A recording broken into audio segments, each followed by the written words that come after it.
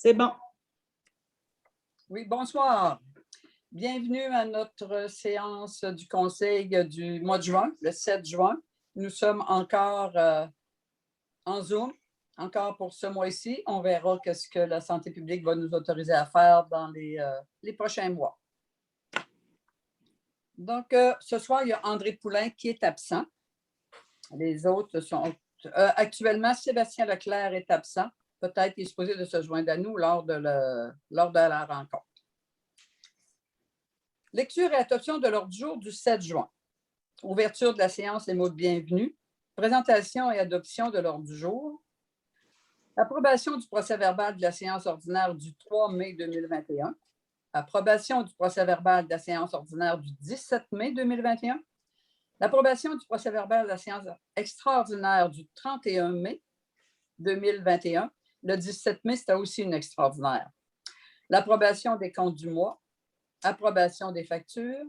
Dépôt du rapport budgétaire du 28 mai 2021. Approbation des coûts totaux pour les travaux de rénovation de l'Hôtel de Ville. Approbation des coûts totaux pour le FDT 2019-2020. Approbation pour allocation de cellulaire pour Mme Réjeanne Côté. L'approbation pour paiement d'avance pour l'achat du lot. Est-ce que tu as le numéro? Oui. Oui, j'ai le numéro. C'est le numéro de l'eau. Le numéro de l'eau. Attendez une seconde.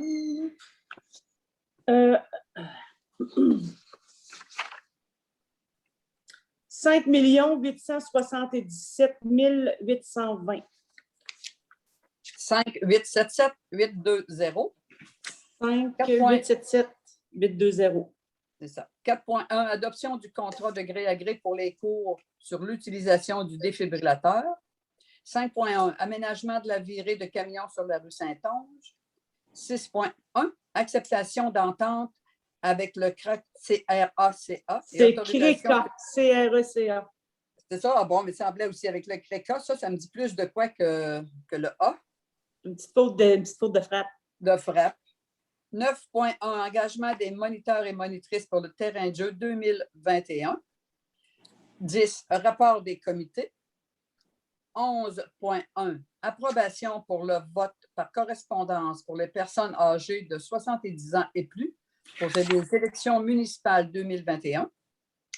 11.2, approbation pour le vote par correspondance aux électeurs inscrits sur la liste électorale non domiciliée pour les élections municipales 2021. Période de questions aux contribuables. Il y aura la réponse à Samuel Trépanier concernant le corridor en dentelle et la levée de l'Assemblée. Alors, je vais prendre un proposeur pour l'ordre du jour. Mylène propose. Mylène propose. Alors, tout le monde est en accord. L'ordre du jour va être adopté avec les modifications et les ajouts que nous avons apportés. Oui. 3.1, approbation du procès-verbal de la séance ordinaire du 3 mai 2021. Vous l'avez tous reçu. De toute façon, les trois, vous les avez reçus. Vous avez pu prendre le temps de les lire. Donc, il n'y a pas eu de correction. Donc, j'accepterai un proposeur pour le procès-verbal du 3 mai. Patrice propose. Patrice propose. Tout le monde est en accord avec cette proposition? Oui. Ça va. Approbation du procès-verbal de la séance extraordinaire du 17 mai. Vous avez aussi reçu les procès-verbaux. Il n'y a pas eu de commentaire, aucune correction. Donc, j'accepterai un proposeur. Lina propose. Lina propose. Donc, tout le monde est en accord avec cette proposition? Oui. Que cette résolution est adoptée et aussi que la directrice générale est autorisée à la signer. Procès-verbal de la séance ordinaire extraordinaire du 31 mai 2021. La même chose, vous l'avez reçu, pas de commentaire, aucune correction. Donc, j'accepterai un proposeur. Leclerc. André Leclerc propose. Tout le monde est en accord avec la proposition? Oui. Ça va. L'approbation des comptes du mois. Vous voyez qu'il y a un montant de les déboursés 107 455 et sur des 5, les comptes à payer 44 800 sur des 7 et sur des 4, et les salaires, attendez, je vais vous le dire, parce En que fait, 32 376 et 96. Oui, est-ce qu'il y a des choses à ajouter? Non? Marie-Josée, as-tu quoi ajouter? non. Ah, OK, c'est beau. Une petite faute d'écriture. En fait, il n'y a rien Ah. que les scènes qui ont resté là. C'est pas grave. C'est un projet de procès-verbal. C'est pour ça que ça C'est s'appelle un toujours- projet. On dit c'est toujours un projet, comme l'ordre du jour est toujours un Donc, projet. si vous avez remarqué aussi au niveau des résolutions, c'est marqué 2020. À des Ça places. aurait dû être 2021, donc ça sera corrigé là, sur le procès Ouais, ouais. verbal. C'est toujours ça, des projets. C'est des documents de travail. Donc, ça me prendrait un proposeur. Patrice propose. Patrice propose. Tout le monde est en accord avec cette proposition? Ça va? Oui. L'approbation des factures. On a la facture d'impression multi-image au montant de 169,93 pour le remplacement de vêtements de travaux publics. On a eu l'information la semaine dernière, donc il n'y a pas eu d'autres questions. Donc, ça va me prendre un proposeur. Lina propose. André Leclerc propose. Êtes-vous en accord avec cette proposition? Oui. Ah. Il y a le dépôt du rapport de date du 28 mai 2021 qui est déposé. 3.7. Approbation des coûts totaux pour la rénovation de l'hôtel de ville. Vous vous souvenez quand nous avons acheté l'hôtel de ville où nous sommes, là, anciennement la Caisse populaire, on avait figuré des rénovations à peu près de 50 000 $. Là, vous avez tous les travaux, ce que ça l'a coûté. C'est pour un total de 33 089 et 39. Marie-Josée, y avait-tu quoi ajouter à ce... Oui, en fait, quand on fait des travaux, la résolution qui avait été votée à ce moment-là, c'est qu'on prenait le coût des travaux à même le surplus non affecté. Donc, quand on prend des montants comme ça au surplus non affecté, le comptable nous demande d'adopter une résolution avec le coût total des travaux. Donc, c'est la même explication aussi qui sera pour la prochaine résolution, là, à propos des coûts totaux pour le Fonds de développement des territoires. Ça va? Donc, pour le premier, pour les rénovations à l'hôtel de ville, je vais prendre un proposeur. Mylène propose. Mylène propose. Êtes-vous en accord avec cette proposition? Oui. Oui. Même chose, 3.8, comme Marie-Josée vient de dire, c'est le FDT que nous avons eu l'année passée. Vous avez vu toutes les dépenses qu'on a eues à faire. Donc, c'était pour un montant, le projet total est de 53 750 et 84. Nous avons eu une subvention de 24 000. Donc, la municipalité a déboursé 29 751. Donc, je prendrai un proposeur. Patrice propose. Patrice propose. Êtes-vous en accord avec cette proposition? Oui. Va. 3.9. Approbation d'une allocation cellulaire pour Mme Réjeanne Côté. C'est considérant que Mme Côté est dans plus de 50 en télétravail et de sa résidence, considérant que le téléphone est essentiel dans ses tâches et qu'elle doit utiliser son téléphone cellulaire personnel dans le cadre de son travail. En conséquence, sur la proposition, il va être proposé de verser une allocation de 50 $ par mois à Mme Réjeanne Côté afin qu'elle utilise son cellulaire pour les fins de son travail jusqu'à reprise complète du travail en présentiel. Donc, nous en avons discuté à la dernière séance de travail. S'il n'y a pas d'autres questions, je vais prendre un proposeur. Mylène propose. Mylène propose. Êtes-vous en accord avec cette proposition? Oui. Ça va. 3.10. L'approbation pour paiement d'un acompte à Marius Cloutier pour l'achat d'une partie du lot 5877820. Considérant qu'il y a une promesse d'achat entre la municipalité de Saint-Édouard et M. Marius Cloutier pour l'achat d'une partie de ce lot, Considérant que le dossier d'achat de terre à M. Cloutier est présentement étudié à la CPTAQ, mais que cette partie de l'eau n'est pas la cause de l'étude, considérant que la municipalité a besoin de cette partie de l'eau afin d'y aménager une virée pour les camions et la charrue, donc il est proposé de verser un acompte de 5 000 $ à M. Marius Cloutier afin de procéder à l'aménagement de la virée de camions et de charrue.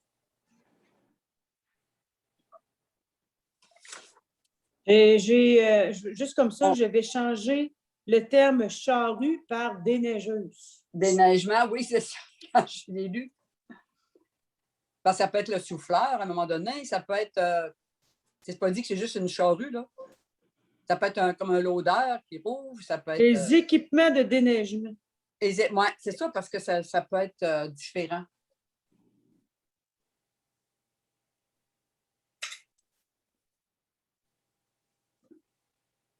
Alors, s'il n'y a pas de questions, je vais prendre un proposeur. Lina propose. Lina Trépanier propose. Êtes-vous en accord avec cette proposition? Oui. Oui. Oui. 4.1. Adoption d'un contrat gré à gré pour les cours d'utilisation de défibrillateurs. Considérant que la municipalité s'est procuré un défibrillateur, considérant qu'une demande pour un cours sur l'utilisation du défibrillateur a été faite, considérant qu'un maximum de personnes sachant utiliser le défibrillateur s'avère nécessaire, considérant que le groupe médic, le fournisseur, offre à prix réduit une formation de 4 heures sur les manœuvres de réanimation, les réactions allergiques et l'utilisation du DEA, ça doit être défibrillateur, DEA? Oui. Ouais. C'est la marque du défibrillateur. OK. Donc, il est proposé de mandater le groupe médic pour donner la formation de 4 heures à 14 personnes. On avait dit 12? Non, c'est 12. C'est 12. Personnes. Ouais. C'était 6 pompiers, 4 membres du personnel et 2 moniteurs Exact. au montant de 55 $ par personne, aussitôt que les conditions reliées à la COVID-19 le permettront. Donc, ça va me prendre un proposeur. Patrice propose. Patrice propose. Êtes-vous en accord avec cette proposition? Oui. Oui. 5.1. Aménagement de la virée de camions sur la rue Saint-Onge. Considérant que M. Yves Trépanier ne nous autorisera plus dorénavant à utiliser son entrée secondaire pour la virée de camions, c'est que son entrée, elle ne sera plus disponible. C'est pour ça qu'on ne pourra plus y aller. Là, il va l'utiliser lui-même. Considérant qu'il y a une promesse d'achat d'une partie du lot qu'on a dit tantôt, 5-877-820, considérant que la rue Saint-Onge est un sens unique.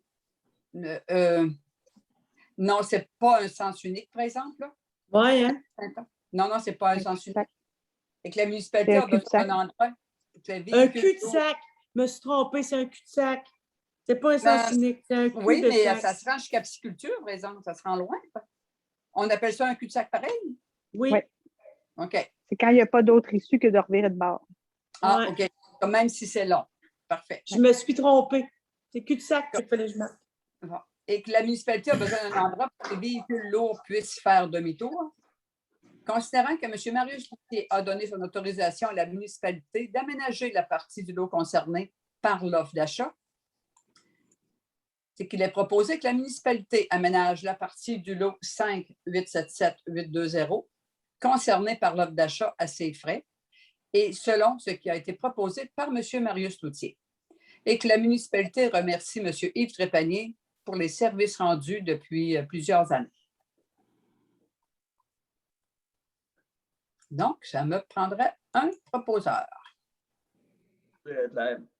André Leclerc propose. Êtes-vous en accord avec cette proposition? Oui. Ça va. Oui. 9.1. Engagement des monitrices-moniteurs pour le terrain de jeu de 2021.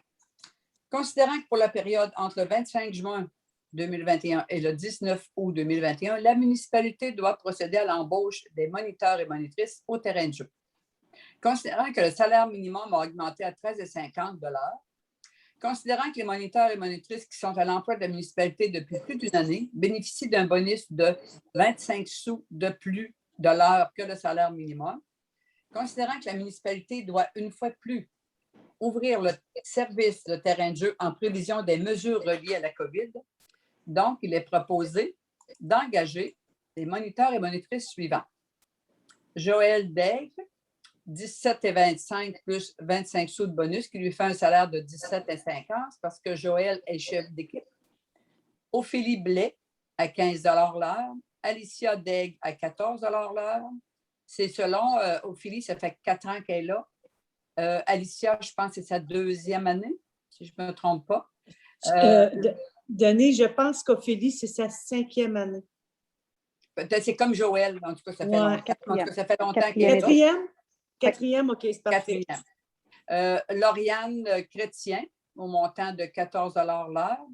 Nathan Lemay, à 14 l'heure. Et Victoria Leclerc, qui est notre petite nouvelle cette année, qui a le salaire minimum 13,50 plus le 25 sous pour le COVID, qui fait 13,75 $. Mais qui a de laisser la liberté d'engager des moniteurs ou monitrices supplémentaires au taux horaire de 13,75 $ en cas de besoin. À chaque année, on le mettait ça dans nos résolutions. Donc, dans l'éventualité où on devait engager d'autres personnes, alors ce serait au même salaire que Victoria. Ouais. Et je vais vous dire que le terrain de jeu, ça va très bien. C'était rendu à 41 inscriptions. Si ça n'a pas changé, la semaine dernière, c'était ça. Donc, on va avoir un beau terrain de jeu. Donc, là où ça aussi, on en a discuté beaucoup la semaine dernière. S'il n'y a pas d'autres questions ce soir, je vais prendre un proposeur. Lina propose. Lina Trépanier propose. Êtes-vous en accord avec cette proposition? Oui. Ça va. Rapport de différents comités. Je ne sais pas s'il y en a qui ont eu des rencontres, qui ont des rapports à nous faire. Non. Non. Nous autres, on continue toujours notre rapport, notre comité MADA. Là, en tout cas, je ne vous expliquerai pas tout ça parce que ça va être du chinois, mais on travaille beaucoup. On a des réunions presque. Là, ça va être aux 2 semaines avec le comité et Réjeanne et moi, parce que Lina a été très occupée ces dernières semaines. Donc, on a eu 1 ou 2 rencontres. Réjeanne, on en a une jeudi matin. On en a une par semaine d'ici un bout de temps. En juillet, on devrait être bon pour vous présenter notre plan d'action pour voir ce que vous allez en dire. On va le présenter, il faut le présenter aux conseillers, c'est sûr, en premier, et on le présente aux employés. Par la suite, on va le faire corriger notre plan d'action. Et si tout va bien, on va pouvoir adopter tout ça à notre séance du mois d'août. Au pire, si ça ne fonctionne pas, si ça ne va pas aussi vite qu'on voudrait, ça va aller à la réunion du 13 septembre. Parce qu'on sait que juillet-août, ça vient des vacances, puis il faut respecter les vacances des gens, mais on fait notre possible. Mais actuellement, ça va bien. On met au travail plusieurs heures. Hein, Lina? Mm-hmm. C'est plusieurs heures. C'était ça le rapport moi, que j'avais à faire pour le comité MADA. 11.1, c'est l'approbation pour le vote par correspondance pour les personnes de 70 ans et plus pour les élections municipales 2021. Marie-Josée, je vais te laisser la parole si tu as des ajouts à apporter. Oui, alors, suite à une formation qu'on a suivie la semaine passée pour les élections municipales de novembre 2021, alors, comme vous le savez, là, pour ceux qui sont habitués avec les élections, on avait l'habitude d'avoir le bureau de vote par itinérance. Donc, les votes par itinérance, c'était une équipe d'un scrutateur et d'un secrétaire qui se rendait soit dans les résidences de personnes âgées ou soit dans les CHSLD pour faire voter les personnes qui ne pouvaient pas se déplacer. Donc, cette année, il n'y aura pas de bureau de vote par itinérance à cause de la COVID, ce qui fait que nous sommes obligés d'offrir le vote par correspondance. Avant, le vote par correspondance était un choix, était une option. Cette année, il est obligatoire. Donc, on aura une équipe d'un scrutateur et un secrétaire qui devra dépouiller le vote par correspondance. Cette équipe-là, ce sera probablement moi, le président d'élection, et la secrétaire d'élection qui sera Pierrette Léger. Donc, en fait, ça, c'est obligatoire. Par contre, il revient au conseil municipal de décider par résolution si vous voulez offrir ou pas l'opportunité aux gens de 70 ans et plus de voter par correspondance pour qu'ils se protègent un peu de la COVID, et aussi une autre résolution qui revient au conseil de choisir si vous offrez, oui ou non, l'opportunité aux gens qui ont des propriétés mais qui sont non domiciliés de voter par résolution, donc par correspondance, ce que vous avez choisi. Donc, on votera 2 résolutions, donc la 11.1 qui donne le droit aux personnes de 70 ans et plus de voter par correspondance, et 11.2 qui donne le droit aux non-domiciliés de voter par correspondance. Donc, tout ce qui concerne le vote par correspondance, bien, l'information concernant ça, comment on procède, bien, on enverra l'information là, un petit peu plus tard, là, à la fin de l'été, à l'automne, comment on va procéder. Mais il va falloir faire l'envoi de trousses et les gens devront s'inscrire pour ça. Donc, la première résolution, qui est la 11.1. Oui. Une question d'éclaircissement, c'est-à-dire que nous sommes, là, on passe 2 résolutions pour les gens de 70 ans et plus et les non-domiciliés. Ça prend une résolution. Les autres, qu'on a l'obligation, c'est pour les personnes, quand on a des résidences de personnes pour aînés ou des CHSLD. Eux autres, c'est l'obligation. On n'a pas besoin de résolution pour ça, parce que c'est obligation. OK, c'est beau. Ouais, en fait, on n'a pas besoin de résolution pour tous ceux qui avaient le droit et l'habitude de voter par itinéraire. OK, c'est bon. 11.1, donc approbation pour le vote par correspondance pour les personnes de 70 ans et plus. Donc, considérant que l'élection aura lieu le 7 novembre, considérant que le directeur général a édité conformément à l'article 3 de la loi visant à faciliter le déroulement de l'élection générale du 7 novembre, considérant qu'en vertu du 2e alinéa de l'article 659.4 de la loi sur les élections et les référendums, la municipalité peut adopter une résolution afin de permettre à toute personne qui est inscrite comme électrice ou électeur sur sa liste électorale qui est âgée de 70 ans et plus, le jour fixé pour le scrutin d'exercer son droit de vote par correspondance, que le cadre légal et réglementaire pour administrer cette modalité de vote est désormais fixé et en vigueur au 1er juillet. Donc, en vertu des 3e et 4e alinéas de l'article 659.4, qui est la loi sur les élections et les référendums, une résolution doit être prise au plus tard le 1er juillet et une copie vidimée de celle-ci doit être transmise le plus tôt possible après son adoption, donc seront transmises demain à la ministre des Affaires municipales et au DGEQ. Donc, en conséquence, sur la proposition de permettre à toute personne qui est inscrite comme électeur ou électrice sur la liste électorale et qui est âgée de 70 ans et plus, le jour fixé pour le scrutin, qu'elle puisse voter par correspondance pour l'élection générale du 7 novembre et pour toute procédure électorale recommandée à la suite de cette élection, conformément à l'article 276 de la loi. De transmettre à la ministre des Affaires municipales et de l'Habitation ainsi qu'au directeur général une copie vidimée de la présente résolution. Donc, s'il n'y a pas d'autres, je pense que par courriel, on avait eu des informations cette semaine. Donc, je prendrai un proposeur pour la 11.1 pour les 70 ans et plus. Mylène propose. Mylène propose. Êtes-vous en accord avec cette proposition? Oui. La 11.2. La 11.2, c'est exactement la même résolution. On va laisser faire les articles de loi, donc, mais qui donne le droit, donc que vous donnez le droit aux électeurs inscrits sur la liste électorale, mais qui sont non domiciliés. Donc, en fait, des gens qui ne restent pas à Saint-Édouard, mais qui ont des propriétés à Saint-Édouard. Oui. Puis vous savez qu'on en a plusieurs. On en a plusieurs qui ont soit des chalets, des terres à bois, qui ne sont pas domiciliés, là. Il y en a beaucoup. Mais comme tu dis, il va falloir qu'ils s'inscrivent. Oui, on va tout faire parvenir les modalités là, assez d'avance pour que les gens puissent le faire. Ou bien, même les non-domiciliés, ils vont pouvoir venir voter le vote par anticipation la semaine d'avant ou le 7 novembre lors de l'élection. Ça va être, ils vont Ou avoir, par correspondance. ou par correspondance. Cette année, ils vont avoir ces 3 choix-là. Fait que ça va me prendre un proposeur pour la 11.2. Lina propose. Lina propose. Êtes-vous en accord avec cette proposition? Oui. Ça va. Période de questions du public. Bien, comme je le répète à chaque fois, si vous avez des questions, vous pouvez les poser en appelant au bureau municipal. Et comme toute question du public, la réponse va vous parvenir au prochain conseil. Alors, j'ai une réponse à donner ce soir.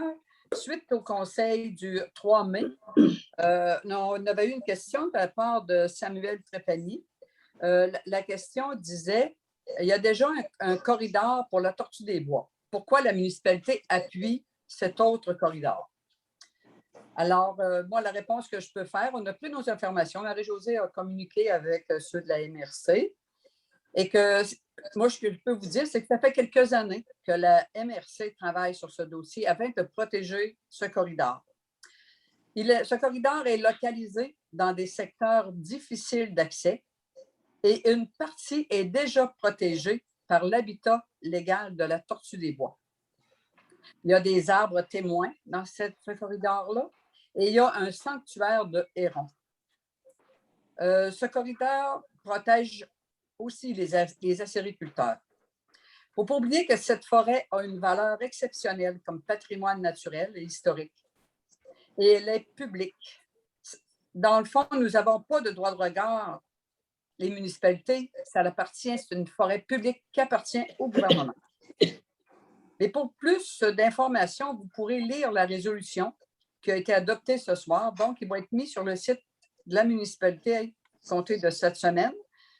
Vous allez voir la réunion du 3 mai et vous allez pouvoir lire toute la résolution qui vous donne plus d'informations.